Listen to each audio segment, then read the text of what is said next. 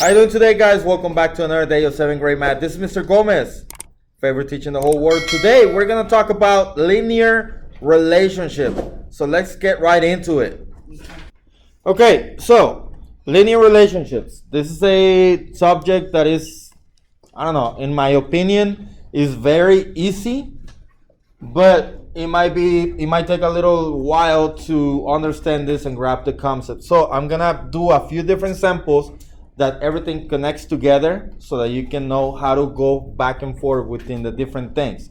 Because on linear relationships, we have graphs, we have tables, and we have equations. And all of those are connected to each other. Now, the first thing that we got to know is our standard form of the equation, which is y equals mx plus b. Everything on linear relationships is going to be based on this formula. So, with that said, y equals mx plus b, it has two different key features that we need to find. So, in this case, we're going to need to find m, and we're also going to need to find b. What is m and what is b? Okay, so m is the slope. M is going to be the slope, which also equals the rise over run. And you can find it with the change of y divided by the change of x. And we're going to get into more detail in a little bit.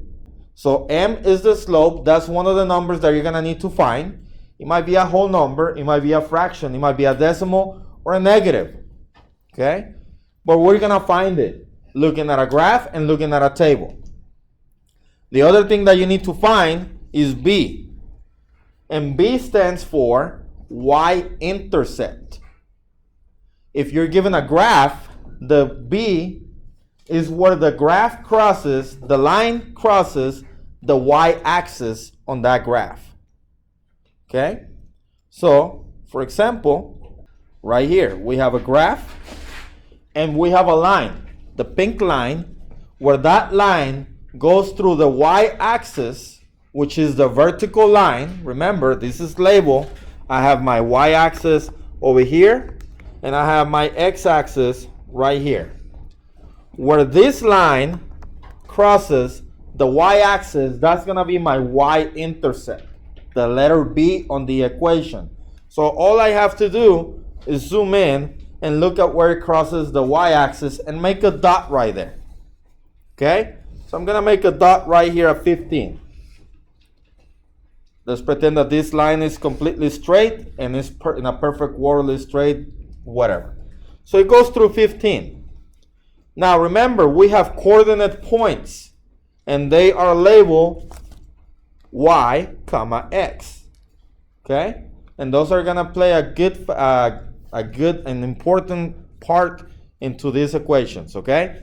Y, x. So if I look at this point, I can put the coordinate point for that number, for that point right there, in the form of y, x. So if I look at this point, where is that on the x? Remember, right here, the very bottom is 0. That's the origin. So the x value for that point is what? What is the x value right here? What is the x value? 15? For x value? Oh, 0. 0. So that's the first number. And my y value? 15. 15. Very good. So I put those in, and that's the coordinate point for that particular point. So that means that the y value is, what is the y value? 15. 15. Very good. So my b, the y-intercept, is going to be 15. Very good. So now I found b, and b is 15. Okay, I found b. B is 15. Now, how do I find m? Remember, m is rise over run. How much do you have to go up and over to go to the next point? That's what it means. So I'm going to make another dot on a perfect square. Perfect dot right there, for example. It goes through the 4 corners right there on the grid. So that's a good point to put in a dot right there, because it goes through the 4 corners. So there, I gotta do the same thing. I gotta put my coordinate points. So this one, right here, what is my x value for that one? 2. My 2. So if you're not sure, you can do this. Just drag a line, make a line all the way down, make a line straight across like that. Where they connect, those are the 2 points that you're gonna be using, right? So for this one, it's going to be 2 and what? 25. And 25. So I have my 2 new points. Okay? Make sense so far? I'm going a little bit slow because I want you to understand this. This video might get a little long, but hopefully by the end of this video, I might break it down into 3 videos, one for the graph, one for the table, and one for the equation. That way, you're not here for 40 minutes. Okay? So, in order to find m, the slope, I gotta know what it takes to go to that point.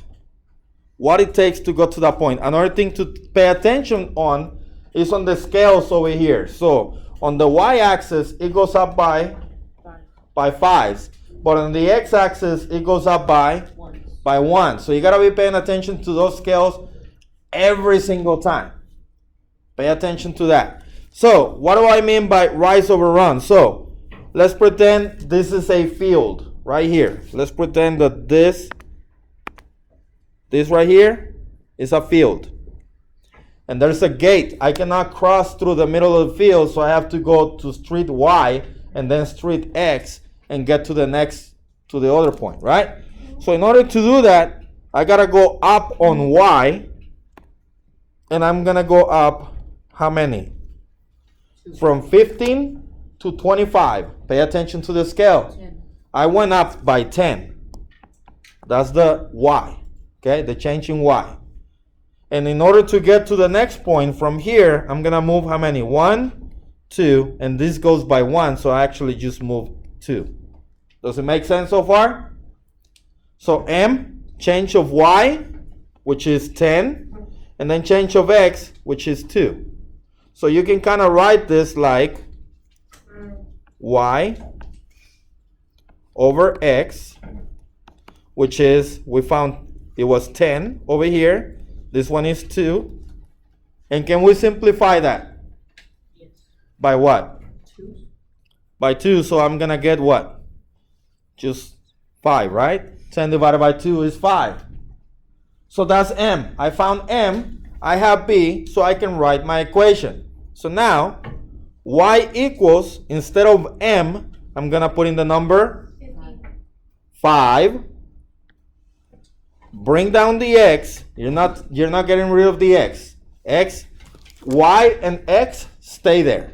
You're only changing the M and you're changing the B. B can either be positive or negative depending on where it crosses the Y-axis. Okay? So in this case, everything is on quadrant 1. That's why all the Y values are positive. But if this one was negative, then instead of plus B, it will be minus B. And we're going to do another one maybe on the next video. So for B, we found that it was what? 15. So you do plus 15. And this is your equation. Y equals 5x plus 15. Now, with this in mind, you can also get points and put them on a table. For example, we kind of already did 2 of the points. I got 0, 15. I got 2, 25. And you can just start filling out a table. So for this one, I'm just going to put in those 2 points that I have. For where x is 0, y is 15. Where x is 2, y is 25. And then let's find another corner. Let's do this one right here. Where x is, what number is that? 8. Y is 60. And I can put that in there. Now, something to consider, and we're going to talk about this video, is that when you're given a table and not a graph, and you still need to write your equation, where B, the y-intercept, is where the y value where x is 0. The y-intercept, the letter B, is going to be the y value where x is 0. So in this case, the y value where x is 0 is what? 15. So that's going to be B. And if we look at the equation, isn't that what we have? Isn't that where it crosses the y-axis? So see how these three things are connected to each other? All right, any questions so far? And the slope, if you want to find the slope from the table, all you have to do is pick 2 points. For example, if I pick the 2 on the top, this right here, I can find the change of y and the change of x. So 25 minus 15 gives me 25 minus 15 is 10. Subtract 2 minus 0? 2. So that gives me y over x, which is 10 over 2, which is 5, which is the exact same thing that I had over here. See how everything relates to each other? Any questions so far, anybody? No. All right, so I'm going to stop this video for this right now. On the next video, we're going to talk about this one right here. So make sure you subscribe and turn the notification bell on so you don't miss this video. Other than that, that is going to be it for today. I hope that you learned something. If you did, give it a thumbs up. Share this video with somebody that needs it. Check out my other channel, MTB Alex. And that's it for today. And I'll see you on the next one. Goodbye.